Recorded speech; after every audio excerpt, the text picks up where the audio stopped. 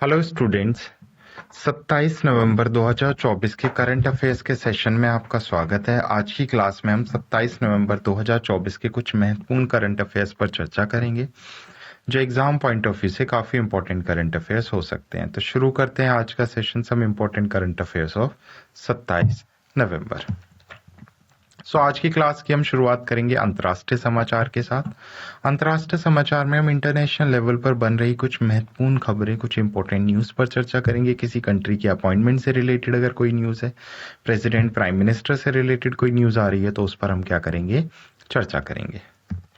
Second category होगी हमारी राष्ट्रीय समाचार। राष्ट्रीय समाचार में हम स्टेट गवर्नमेंट के इनिशिएटिव्स एंड प्लान्स पर चर्चा करेंगे। तो सेंट्रल गवर्नमेंट के जितने भी इनिशिएटिव्स हैं, सेंट्रल गवर्नमेंट के जितने भी प्लान्स हैं, तो उससे रिलेटेड जितनी भी न्यूज बन रही है उन पर चर्चा करेंगे।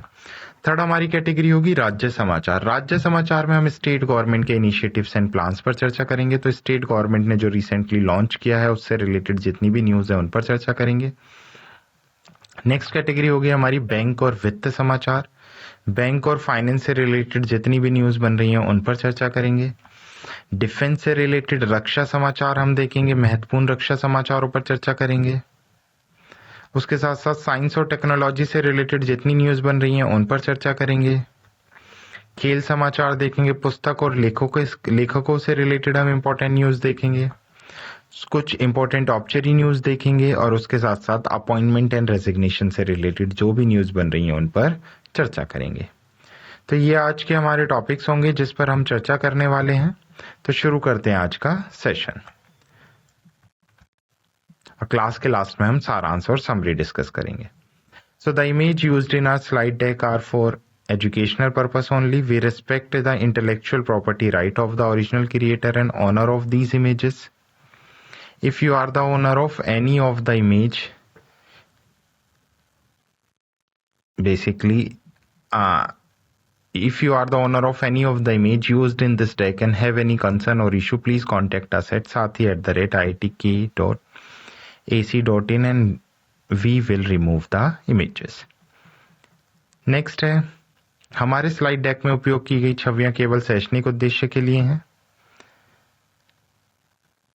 हम इन छवियों के मूल रचनाकारों और मालिकों के बौद्धिक संपदा अधिकारों का सम्मान करते हैं। यदि आप इस डेक में इस्तेमाल की गई किसी भी छवि के मालिक हैं और आपको कोई चिंता या समस्या है तो कृपया sathi@iitk.ac.in पर हमसे संपर्क करें। हम छवियों को हटा देंगे। तो शुरू करते हैं अपनी पहली न्यूज के साथ। तो हमारी पहली न्यूज है इंटरनेशनल न्यूज। तो इंटरनेशनल न्यूज की अगर मैं बात करूं तो क्या कह रहा है यहाँ पे, यामांडू ओरसी। तो यामांडू ओरसी को उरुग्वे का new modern left leader basically decide किया गया है।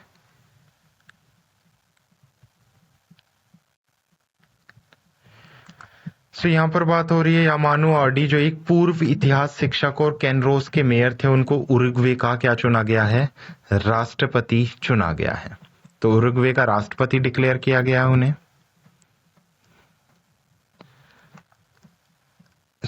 बेसिकली उर्सी ने नवंबर 2024 के रन ऑफ में 49.8% वोटों के साथ जीत हासिल की और रूढ़िवादी नेशनल पार्टी के अल्वारो डेलो को उन्होंने क्या किया है, हराया है।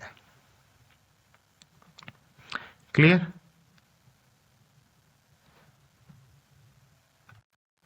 उनकी जीत ब्रांड फ्रंट गठबंधन के तहत केंद्र वामपंथी शासन की वापसी को भी दर्शाती है। ओरसी का नेतृत्व उरुग्वे की मध्यमार्गी राजनीतिक भावनाओं को बनाए रखते हुए परिवर्तन का वादा करती है।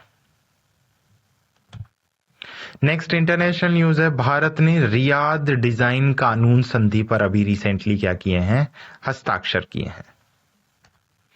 तो भारत ने विश्व बौद्धिक संपदा संगठन के सदस्य देशों द्वारा अपनाई गई रियाद डिजाइन कानूनी संधि पर क्या किया है, पूरी तरह से हस्ताक्षर कर लिए हैं। संधि का उद्देश्य वैश्विक स्तर पर औद्योगिक जो डिजाइन है उनके पंजीकरण प्रक्रिया को क्या बनाना है, सामंजस्यपूर्ण बनाना है। यह बौद्धिक संपदा संरक्षण तक समान पहुंच को बढ़ावा देने के उपायों को प्रस्तुत करता है।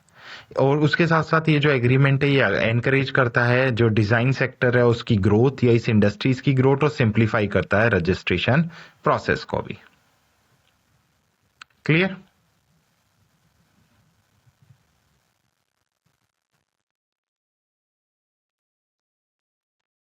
ओके, आगे देखिए।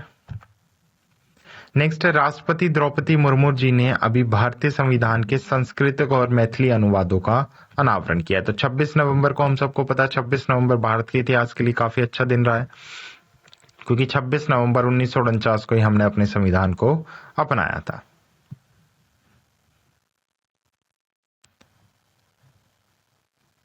क्लियर? तो अभी 26 नवंबर को राष्ट्रपति द्रौपदी मुर्मू जी ने अभी नई दिल्ली में क्या किया है, अनवील किया है Sanskrit and Maithili translation of Indian constitution.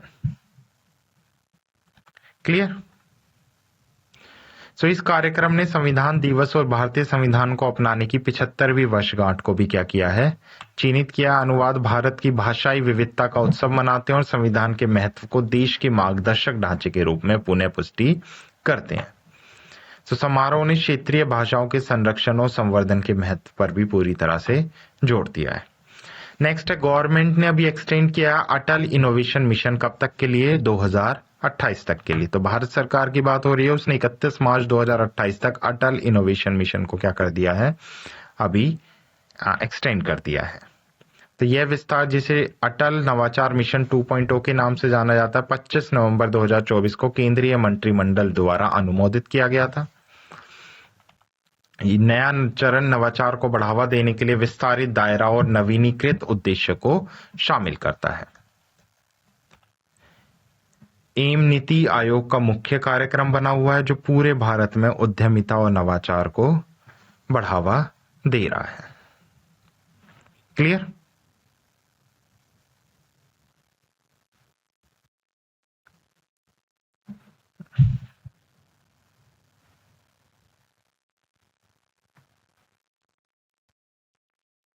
Okay,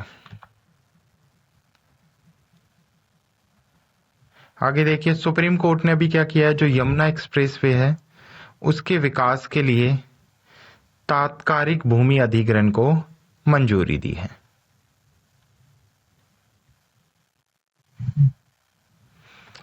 Uttar Pradesh सरकार के यमुना एक्सप्रेसवे विकास के लिए भूमि को तत्काल अधिग्रहित करने के निर्णय को सर्वोच्च न्यायालय ने बरकरार रखा है। न्यायालय ने भूमि अधिग्रहण 1894 की धारा 17A और 17(4) के तहत आपातकालीन प्रावधानों के उपयोग को उचित ठहराया है। यह निर्णय यमुना एक्सप्रेसवे औद्योगिक विकास प्राधिकरण को भूमि मालिकों से आपत्ति की प्रतीक्षा किए बिना आगे बढ़ने की अनुमति देता है। क्लियर? निर्णय का उद्देश्य क्या है, जो एक्सप्रेसवे है उसके विकास को और ज्यादा क्या किया जा सके, तेज किया जा सके।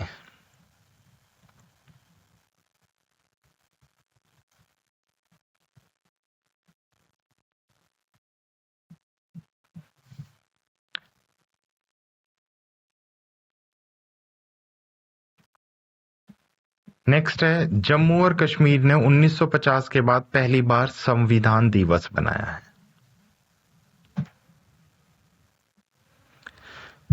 हम सबको पता है 26 नवंबर 1949 को हमने संविधान दिवस सेलिब्रेट किया था, क्योंकि इसी दिन हमने क्या किया था, अपने संविधान को अपनाया था। तो पहली बार जम्मू कश्मीर ने 1950 के बाद संविधान दिवस मनाया 26 नवंबर को। इस कार्यक्रम ने भारतीय संविधान को अपनाने की 75वीं वर्षगांठ को चिन्हित किया है।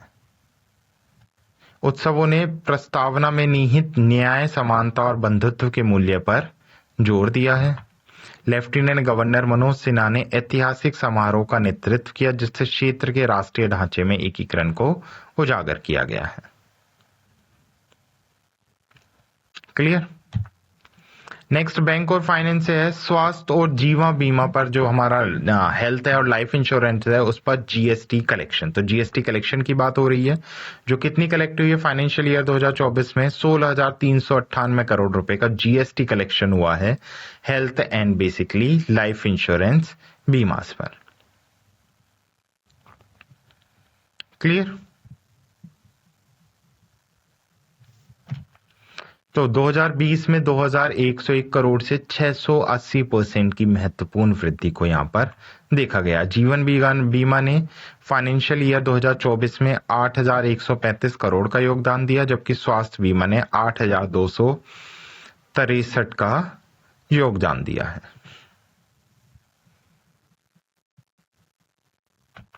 नेक्स्ट है विशिष्ट योजनाएं, जैसे राष्ट्रीय स्वास्थ्य बीमा योजना और जन आरोग्य बीमा पॉलिसी जीएसटी से मुक्त रहती हैं।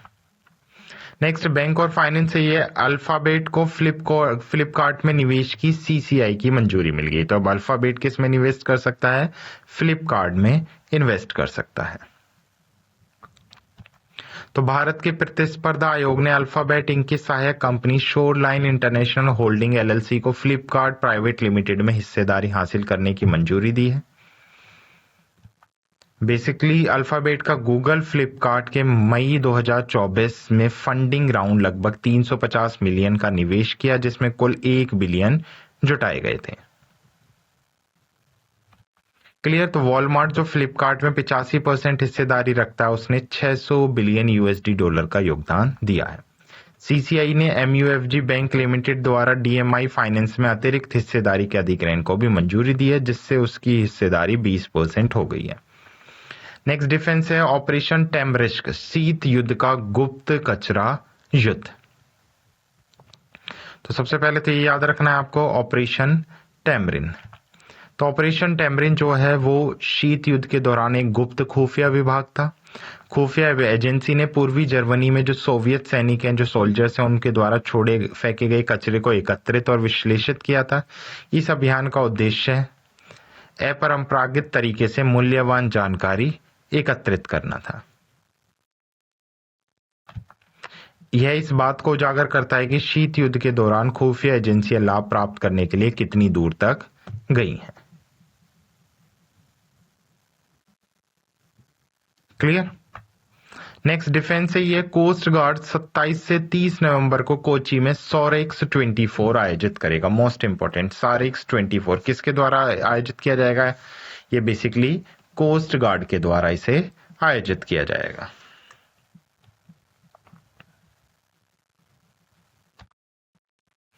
तो भारतीय तटरक्षक कोची में राष्ट्रीय समुद्री खोज और बचाव अभ्यास और कार्यशाला के 11वें संस्करण का आयोजन करेगा, जो 27 से 30 नवंबर तक कंडक्ट किया जाएगा।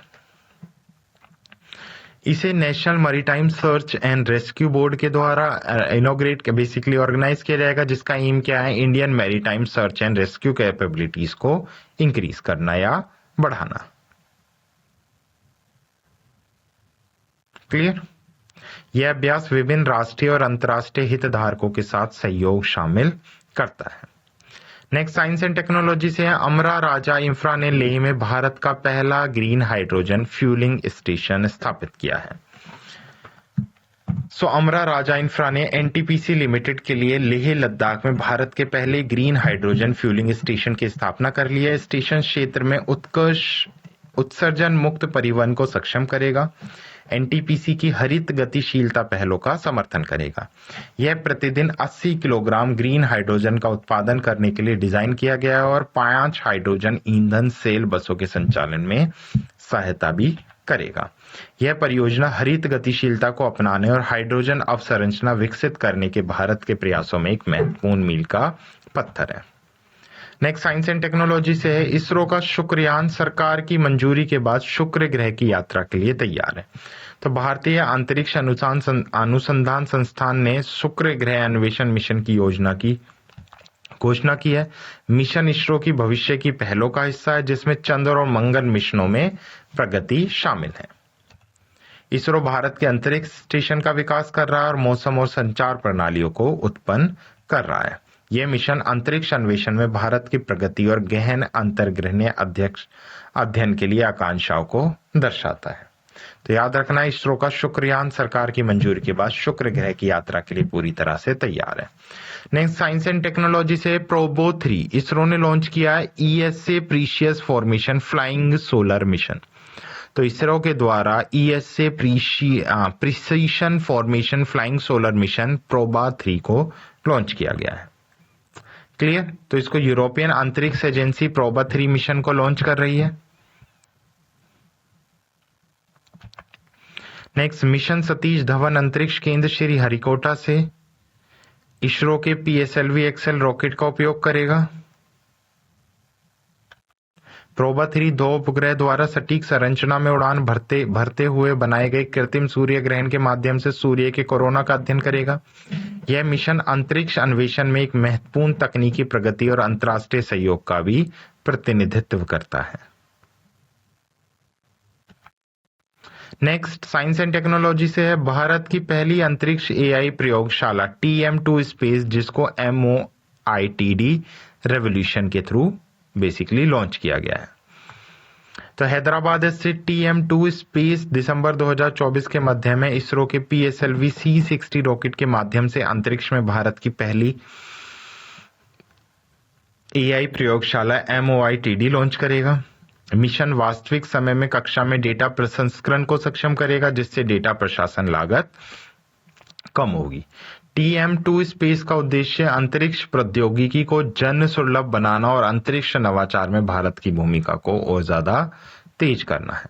कंपनी अपने नैनो उपग्रह और अत्याधुनिक अंतरिक्ष अनुसंधान में प्रगति के लिए जानी जाती है। नेक्स्ट, स्पोर्ट से है। बजरंग पूनिया को डोपिंग उल्लंघन के कारण नाडा के थ्रू कितने साल के लिए बेसिकली बैन कर दिया गया है? 4 साल के लिए बैन कर दिया गया है। सो बेसिकली जो नेशनल एंटी डोपिंग एजेंसी है उसने सस्पेंड कर दिया Olympic bronze medalist Bajrang Punia को 4 साल के लिए। निलंबन उनके 10 मार्च 2024 को चयन परीक्षणों के दौरान डोप परीक्षण के लिए मूत्र का नमूना देने से इनकार करने के बाद हुआ है। क्लियर? तो यह निर्णय अप्रैल 2024 में नाडा के प्रारंभिक अस्थायी निलंबन से परे है। पूनिया को प्रतिस्पर्धी कुश्ती और विदेश में कोचिंग के अवसरों से प्रतिबंधित कर दिया गया है।